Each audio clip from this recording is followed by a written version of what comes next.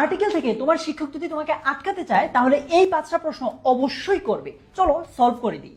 Number 1, Zaki is dash university student. এখানে এ হবে নাকি এন হবে?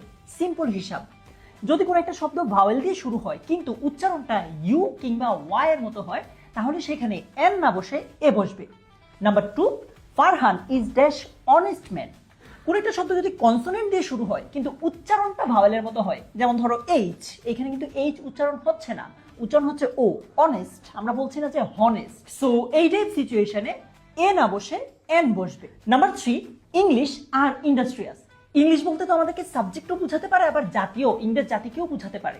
এই ইংলিশ দ্বারা যদি ইংরেজ জাতিকে বোঝায় তখন তার আগে আর্টিকেল দা বসে। সো কি হবে? The English are industrious. Number 4, honesty is the best policy. এখানে কোনো আর্টিকেল হবে না। কেন?